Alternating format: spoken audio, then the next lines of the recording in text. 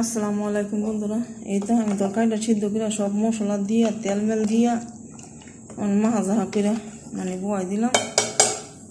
এখন দিয়ে দেবো মাছটা। এমনি মন মেজাজ ভালো না, সবার জীবনে যদি ওয়াইফাই কানেক্ট মোবাইলও না থাকে তাহলে অনেক খারাপ লাগে। এই তো মাছটা দিয়ে দিতেছি, আর একটু পানি হেড করে দিব। এর লাগে হেরা তো ঝোল সাঁতরায় খাইতে অনেক পছন্দ করে। ঠিক আছে, এই তো দিয়ে দিলাম আর একটু পানি। এই সুন্দর মতন এটি সিদ্ধ হয়ে গেছে।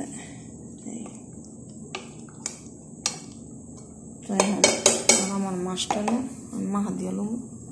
বললাম না মন মেজাজ তেমন একটা বেশি একটা ভালো না, ওয়াইফাই যে কি সমস্যা হয়েছে এই তো ডাকিয়ে দিলাম। বুঝি না, মনটা খারাপ। এমন তো মাথার সমস্যা, আবার যদি ওয়াইফাই করে এমন তো আরও খারাপ লাগে। ঠিক আছে, আর আমার তো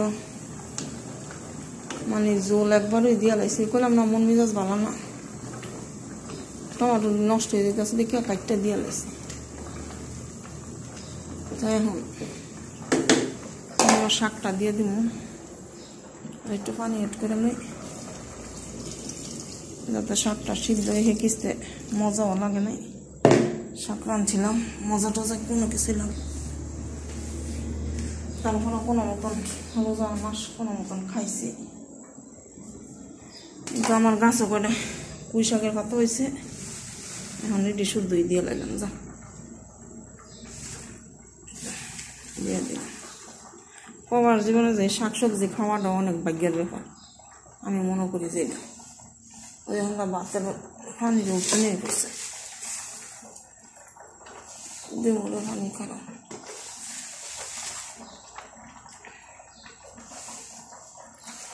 তো পরে মাছটা বাজ্যা দিয়ে দেবো।